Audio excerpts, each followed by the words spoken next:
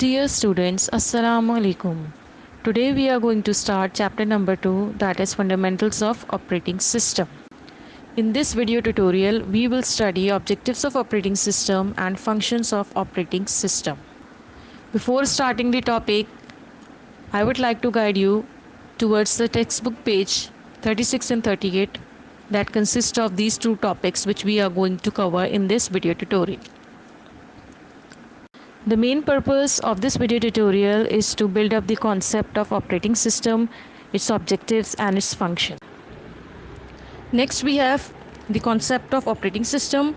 Operating system is a collection of system software. Remember in previous unit we did system software types and in that we did operating system.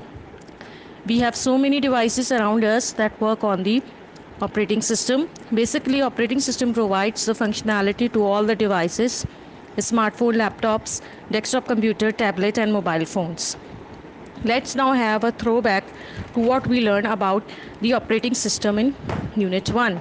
We over there learn about the features of operating system.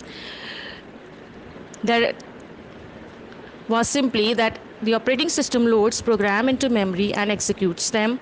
It controls the operations of input and output storage devices. It manages files and folders, allow to create password to protect computers from an unauthorized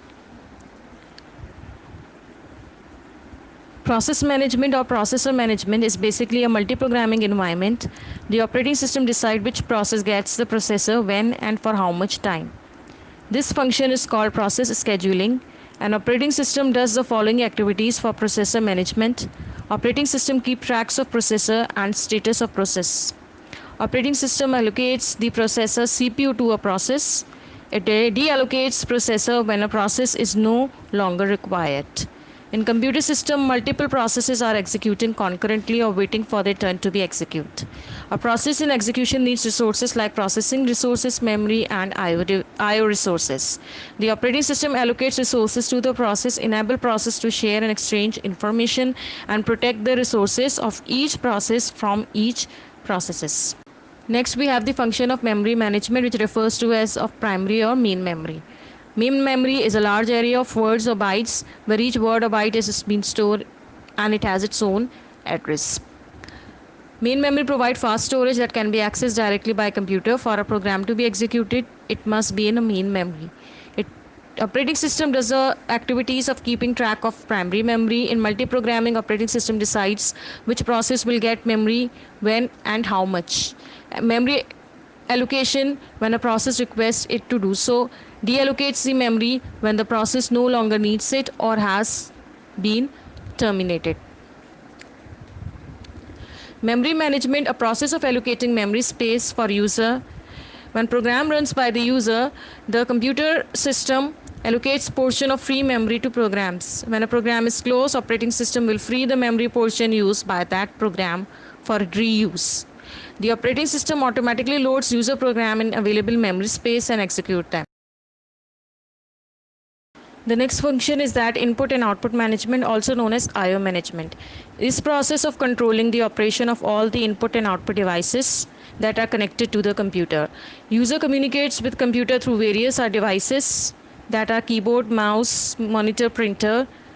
Management of these devices is responsibility of operating system, which means operating system is responsible for the working and management of these devices, that how these devices are working, whether they are working proper or not. Operating system uses input and output controller to manage and coordinate the operation of the input and output devices. Then we have the next tier, that is file management. A file management system is organized into directories for efficient or easy navigation and usage. These directories may contain other directories and other files. An operating system carries out the following file management activities. It keeps track of where information. A file management system is organized into directories for efficient or easy navigation and usage. These directories may contain other directories and other files. An operating system carries out the following file management activities. It keeps track of where information is stored, user access settings and status of every file and more. These facilities are collectively known as file system. Moreover, operating system also provides certain services to the computer system in the form or the other way. The operating system provides certain services to the user which can be listed in the following manner, like program execution, handling the operations, manipulating of file system. Then we have the error detection and handling.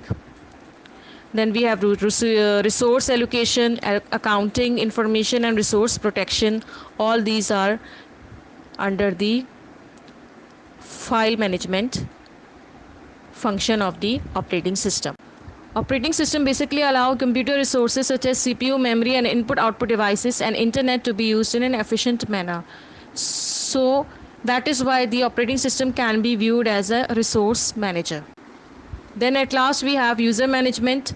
The operating system gives full control over computer system to a person known as the administrator. The role of administrator is very important. Administrator install various programs on computer system for user. He also creates and manage user account. When a user account is created, the user is assigned a user password and user ID. And administrator also the user to run various application programs that are installed on computer. A user can log into the computer system by entering the username and password, run programs and save his files in his personal folder. Operating system does not allow the user to install programs or create new users.